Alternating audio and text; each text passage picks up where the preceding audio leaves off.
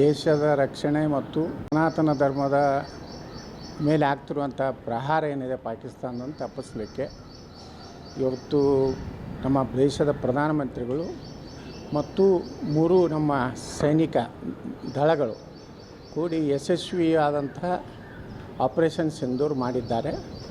ಅದಕ್ಕೆ ನಾನು ರಾಜ್ಯದ ಜನತೆಯ ಪರವಾಗಿ ಪ್ರಧಾನಮಂತ್ರಿಗಳನ್ನು, ನಮ್ಮ ಭಾರತೀಯ ಸೈನಿಕರನ್ನ ಹೃದಯ ತುಂಬಿ ಅಭಿನಂದನೆಯನ್ನು ಸಲ್ಲಿಸ್ತಾ ಇದ್ದೀನಿ.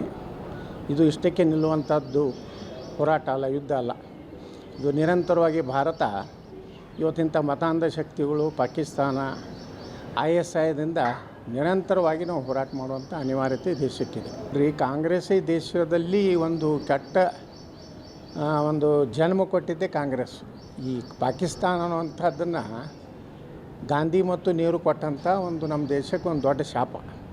ಅದು ಇನ್ನೂವರೆಗೂ ಯಾಕಂದರೆ ಬಾಬಾ ಸಾಹೇಬ್ ಅಂಬೇಡ್ಕರ್ ಅವರು ಹೇಳಿದರು, ಭಾರತ ಮತ್ತು ಪಾಕಿಸ್ತಾನ ನೀವು ವಿಭಾಗ ಮಾಡಬೇಕಾದ್ರೆ ಇಲ್ಲಿರುವಂಥ ಕೊನೆ ಮುಸ್ಲಿಂ ಪಾಕಿಸ್ತಾನಕ್ಕೆ ಹೋಗ್ಬೇಕು, ಪಾಕಿಸ್ತಾನದಲ್ಲಿ ಕೊನೆ ಹಿಂದೂ ಭಾರತಕ್ಕೆ ಬರಬೇಕು. ಎಲ್ಲಿವರೆಗೆ ಮುಸ್ಲಿಮ್ರು ಈ ದೇಶನಾಗ ಇರ್ತಾರೆ ಅವರು ಶಾಂತಿ ನೆಮ್ಮದಿಯಿಂದ ಇರುವುದಿಲ್ಲ ಮತ್ತು ಅವ್ರು ಎಂದೂ ದೇಶಕ್ಕೆ ನಿಷ್ಠರಾಗಿರುವುದಿಲ್ಲ. ಮತ್ತೊಂದು ಧರ್ಮದ ಜೊತೆಗೆ ಸಹೋದರತ್ವ ಅನ್ನೋಂಥದ್ದು ಅವರ ಧರ್ಮ ಗ್ರಂಥದಲ್ಲಿ ಇಲ್ಲ.